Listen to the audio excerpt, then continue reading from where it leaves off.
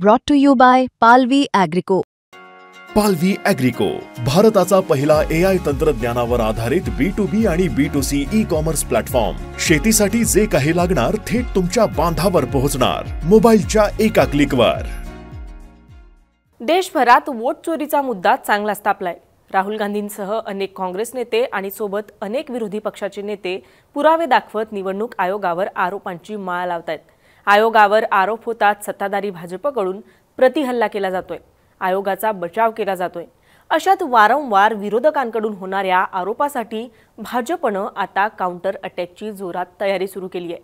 विरोधक निवडून आलेल्या मतदारसंघातील याद्या कशा सदोष आहेत याचाही भांडाफोड योग्य वेळी करणार असल्याचं मोठं विधान मुख्यमंत्री देवेंद्र फडणवीसांनी केलंय.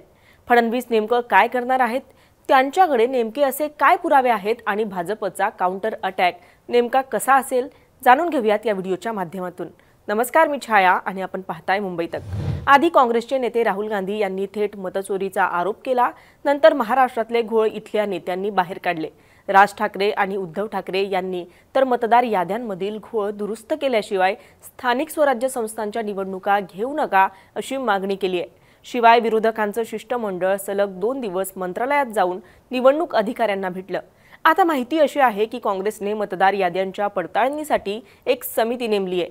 यावर फडणवीसांनी देखील मतदार याद्यांमध्ये घोळ असल्याचं मान्य केलंय. मात्र याचा अर्थ दुबार नावं असलेल्या मतदारांनी एकाच निवडणुकीत वेगवेगळ्या ठिकाणी मतदान केलं असा होत नाही, असं सांगून त्यांनी मतचोरीचा आरोप फेटाळलाय. अर्थात केंद्र ते राज्य सगळे भाजप नेते आयोगाच्या बचावात नेहमी येतच असतात. मात्र फडणवीसांनी केलेलं विधान फार महत्त्वाचं मानलं जात आहे. दुबार नावांमुळे आम्ही निवडून आलो या आरोपांवर विरोधक ठाम असतील तर ते त्यांना सुद्धा लागू होतं असं म्हणत त्यांनी अटॅक केलाय. फडणवीसांनी सांगितलेलं फार महत्त्वाचं आहे. ते म्हणतात, हा घोळ आजचा नाहीये, वर्षानुवर्षांपासून सुरू आहे. आपण या विरोधात 2012 साली उच्च न्यायालयात याचिका दाखल केली होती. मात्र त्याचा निकाल अद्याप लागलेला नाहीये. आम्ही निवडून आलो तर मतचोरी केली असे आरोप केले जातात. विरोधक निवडून आले तर आम्ही सुद्धा हेच आरोप करायचे का, असा सवालही फडणवीस करतायत. काँग्रेसचे आमदार खासदार निवडून आले, त्या मतदारसंघातील मतदार याद्यांमध्ये सुद्धा दुबार नावं आहेत, त्या सुद्धा आमच्याकडे आहेत. योग्य वेळी त्या समोर आणल्या जातील असा इशाराच त्यांनी दिलाय. एकंदरीत आता भाजपनं काउंटर अटॅकची तयारी जोरात केली आहे. आता फडणवीस विरोधकांवर काय बॉम्ब टाकतील, नक्की काय पुरावे समोर आणतील हे पाहणं महत्त्वाचं असणार आहे. मात्र तुम्हाला एकंदरीत या सगळ्या प्रकरणाविषयी काय वाटतं, तुमची मतं काय आहेत, आम्हाला कमेंट करून नक्की कळवा.